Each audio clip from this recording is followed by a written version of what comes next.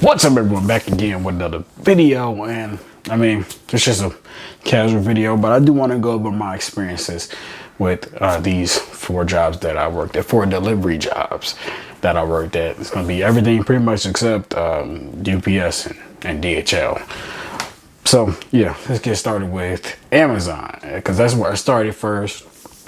Yeah, that's where it all started for me. Amazon. I actually got a day in the life on the channel, and I'll post something, you know, when I say whatever job I worked at, I post something just so you guys see like I actually worked at these places. But I'm just gonna talk about the jobs in general, you know. So Amazon delivery, it was okay. It was a way to put your foot in the door for delivery jobs. I actually worked at 2. I worked at the first one. A buddy of mine got me in there, but the way that their company was kind of like first come first serve. So I didn't really like that too much, and it wasn't the fact that I didn't really like it. It was just the fact that the company was moving to another station. So you know, I was only there for a couple of weeks. In that process, you got to go through like it's like a 2-day class, or it's like 2 days. It's like a day or 2. I think it was 2 days. You gotta go through a 2-day class. It's just like you gotta pass a test and stuff like that, and then you go out with somebody on the job and you shadow that person, you know, and then when you feel comfortable, you start delivering. You know, I felt comfortable pretty fast, so I think I started like, I think I did the shadow day, and I started like, I don't know, the next day or something like that. So it was pretty simple. It's pretty easy. So with that first one, I think I only worked like 2 weeks, 2 or 3 weeks, because like I said, they was moving and it was a first come first serve thing, you know. So fast forward, I had to find another DSP. Luckily, I found one close to my home. And that was just like a regular hourly job, you know, Monday through Friday. Didn't have to compete for a route, which is ridiculous. So yeah, I was doing that. Deliveries was fine. The only thing I didn't really like about Amazon was the apartments compared to all the other jobs, you know, just the apartments for Amazon. Because I just think more people use Amazon because Amazon.com, everybody know Amazon. So just delivering to apartments, that was kind of pain from what I can remember. It was my first time, you know, really having a delivery job. So trying to get into apartments, that was my big thing that I can remember. Whereas versus, you know, the post office, you get keys for most of them. So it was okay. I think one of the main reasons why I did Amazon was because I think it was paying like $15, $16. So compared to what I seen at the time, that was like pretty decent, you know. And they said that they offer health benefits. Now, one thing I don't like about companies like that, and the FedEx Ground is included too, is I prefer to actually work for the company, the corporation itself. You know, being on a contract and stuff like that. It just from my experience, it's not really worth it, you know. Like if you build up a good relationship with your contractor or whatever, and they got offering good benefits, cool. But you want to work for the corporation itself, you know. So I feel like Amazon need to hire their own drivers, you know, not no lazy crap. Just hire their own drivers, but at the same time, I guess you're taking away the entrepreneurship of the DSP, you know, because you buy a route and hire your own employees. So that's pretty cool that they offer that. But personally, I want to work for the company itself. So when I was at the Amazon, the second one, I only think I did a month and they let me go. I guess they overhired too many people or something like that. And I was cool with it, you know, because I was kind of getting tired of it. You know, I'm like, I don't know if it's really worth it like this and that. I should just, you know, initially, I was going to go work at the post office before all of them, but the process was just taking way too long. So yeah, I needed something right then and there. So that was it. Really, technically only did like a month and a half of Amazon deliveries. So if you got a good experience with Amazon delivery, by all means put that in the comments. But my experience was just okay. All right, number 2, the post office. Now I would still be at the post office, like no joke. I would still be at the post office right now. It's a couple things I did not like. And that was the main thing, was not having a life. You know, the work-life balance just didn't balance. Now, the good thing about the post office, they always have overtime. You know, so if you're looking for a lot of overtime, USPS. If you look for a lot of overtime in the delivery job, USPS is definitely it. I'm actually really considering going back, to be honest, just because they always got overtime, and you know, just you don't have to worry about money in a sense, as long as you put in overtime, you know. But that being said, you know, they start off at like $18 an hour, and that's just too, it's a little low for what you have to do, especially if you're out there walking, which is a city carrier assistant, which is what I was, not a rural carrier. The rural carriers, they pretty much no walking, basically. They drive. Only time they probably got to get out the vehicles, go deliver a package to the front door. But other than that, city carriers, when you out there walking in different types of weather, it's like $18 an hour.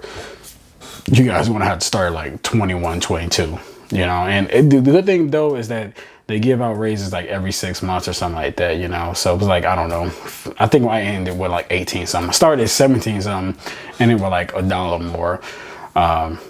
So I did a little bit. I only did like 8-9 months there, and that was where I left. I just left because, like, sometimes I just feel like the money didn't really add up for the amount of work you had to do. Now I know you gotta put your foot in somewhere. You gotta build the time up, you know. So part of me does think I should have stuck it out, but at the same time, like, it's hard for me to say that because all the free time, all the things I've been able to do since leaving, I wouldn't have been able to do it. You know, I barely, you know, the things that really kind of got me upset was like not having a day off of working like 7 to 12 days, you know what I'm saying, just for one day off, you know. And it's like the day that you do have off, it might get rescheduled or something like that. So I didn't like that. So my mind at the time, like, I gotta have family time, you know, my kid's only a few months old, you know, I wanted to be around the wife more, so it just didn't work out. But I do feel like I probably should have just stuck with it. Okay, so FedEx Ground, I knew somebody and I needed a backbone. I needed to hurry up and bounce back because I wasn't just gonna leave the post office and not have a job, you know. Just that wasn't gonna work out, you know. I needed insurance and I needed about the same pay or higher pay. So the company that I was paying $20 an hour, and after like 90 days or close to 90 days, that's when I was eligible for the insurance, you know. So that was a must. I had to get the insurance for the family. So did the 3 months there. I was actually making some pretty decent money. You know, I was making like, I don't know, like $700 to $900 a week, because you can't really force somebody to get a route done, especially at Ground, you know, stuff, big boxes, stuff like that. You can't really force somebody to get something done in 6 hours. Well, depending on the stops, you know, if you got a low number of stops, cool, you know. But if you got over 120 stops, depending on what the location is, if it's residential, if it's all next to each other, okay, cool. So yeah, depending on where the location is and, you know, where the stops are located at, basically I was always doing overtime. Like at Ground, I was at least doing at least 5 hours overtime. So a lot of everybody there was doing at least 5 to 15 hours of overtime. You know, they were trying to cut it down though at the contract I was with. They were saying, like, you know, basically we don't really want you guys working over 50 hours, you know. But like I said, you can't really force somebody to, if you got 50 hours worth of work, you got 50 hours worth of work, you know. So so yeah, I was making good money until I added on the insurance and the contract I was with, because it's, you know, it's contract, they're not corporations. They you know, they try to make a profit. I guess, I'm pretty sure they made good money, but they're trying to make a profit they can't really supply. Like, let's just say FedEx Express can, or FedEx Ground, the package handlers, you know, like actually working for the company. So I added the insurance on and I put PPO, and the contract I was with didn't really offer, well, they didn't offer PPO. You know, I think it was only in Indiana is where PPO was offered. I'm guessing it must have been cheaper, but because it was so expensive, they only offered HMO. So somehow I got approved for PPO because that's what I put on the paper. I was paying like $300 a week, no joke. $300 a week for me, the wife, the kid. And I'm just like, man, for all this work I'm doing, like I'm not about to take home like $500, you know what I'm saying? 500, 550. First it was like 3 4 something, you know, because of the cutting overtimes. But as I was picking up more hours, it still averaged out like 500 or something. I'm like, I can't just keep doing this, man. I'm going to go back to the post office. And I was trying to get back in, but process for the getting to the post office is a long process. So in that process, I applied at FedEx Express again, which I was actually trying to get into FedEx Express as well. I applied everywhere, but I was trying to get in FedEx Express as well, because I was like, you know what, I'd rather work for FedEx themselves, you know. So yeah, a recruiter called me, scheduled an interview, and yeah, it worked out. got into FedEx Express. Took about 3 weeks off. Make a long story short, took about close to a month to start working at FedEx Express, which I was like, man, I could have just stayed working at Ground if I knew it was going to take that long, but I thought it was only going to be no more than a week. Process took a while. So the good thing about FedEx Express is they offer health benefits and all that stuff right away, you know, full time. Got that stuff. The minute I was able to access a computer, signed up for all that. So it was all rolling in. Now, I currently still work at FedEx Express, and like I said, I'm thinking on going back to being a mailman, but I don't know. I think out of all of them, FedEx Express is, I think out of all of them, from my experience, FedEx Express is the best one. In terms of work, the workload and teamwork, I think FedEx Express would be considered like the best one. But overall, the post office, in terms of money and long-term like benefits and stuff like that, I feel like the post office is number one. If I'm being realistic, like in the long run, the post office, you know, pension, all that stuff. Well, FedEx Express did offer pension, but they got rid of it for the new hires. So any of the ones that's been there for a while, they get the pension. But the new hires, we get like a higher 401k match.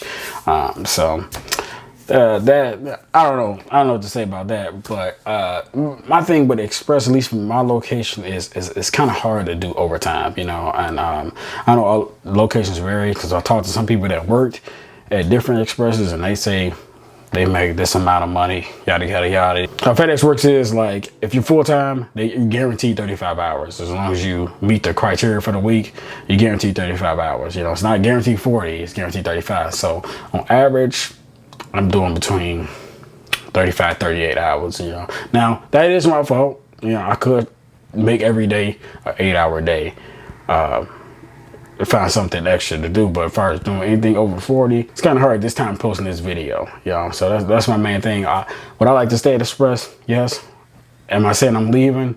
No, not saying I'm leaving, but I am exploring better options, because at the end of the day, it's all about survival. It's all about making the most money you can, right? Now, don't get me wrong, at Express, we work, you know, it can get to be some strenuous work, especially, you know, doing pickups, deliveries and stuff like that. You know, it's not, everything not always just envelopes and stuff like that. We got heavy stuff too, so it's still, you still putting in some work, you know. But from my experience, compared to the other three, it's just more of a better job, I have to say. And for number two, I just have to say the post office. Now, the post office is not for the weak, you know what I'm saying? If you not a fan of walking in cold weather, hot weather, fall, you name it, if you ain't a fan of that, post office is definitely not going to be for you. And if you're not a fan of some hard work, the post office is not going to be for you. I can tell you this right now. You know, delivering the mail, they got it. It's got its easy days, but still no joke. You know, still a mental thing. You got to deliver that mail. That mail, they don't want you to bring no mail back. That mail need to get delivered to everybody. You know, the mail must go on, is what they say. And on top of that, and you got packages delivered as well. So that can get to be a little overwhelming, depending on how many parcels you got. Number three would be FedEx Ground. You know, I often go back and say, like, you know, had the insurance be cheaper, I'm pretty sure I'd be making more money at Ground, because of, they always got overtime. They always need help at Ground. So I think I would be, but in the long run, you would just make more money at Express in the long run. But right now, in this moment, I think I will be making a little bit more at Ground. But at the same time, like I said, I'd rather work for the company itself. So Express is the way to go. And last but not least, I have to say Amazon. I don't know. Like I said, I didn't work there. I haven't worked there for 90 days and all like that, you know. But just from that little experience that I had, it was just an okay job. Also, then like say if you were sitting in a location for more than 5 minutes, you know, your dispatcher probably call you and be like, yo, what's going on? Yada, yada, yada, you know. I have never really experienced that with any of the other three. As long as you get the job done in a good manner, they don't really bother you. You know what I'm saying? Amazon, though, they kept calling. I'm like, that's micromanaging right there. And I'm not trying to bash Amazon. I don't know how it is right now. That's just to me, it's just a starter delivery job. But any one of those three that I listed, now obviously we already know UPS in terms of pay and benefits, it's at the top. You know, from what I've seen, they work. Pretty sure it's similar to FedEx Ground though. Cause like I said, I had to bust my tail at FedEx Ground a lot. But yeah, Amazon, I'm gonna put that until some things change to that pay increase. I'm gonna put that at the bottom. But I'm curious to know your experiences, so put it in the comments. So go ahead and click that subscribe button and ring that bell, push the like button, and I'm gonna catch you all on the next one. Peace.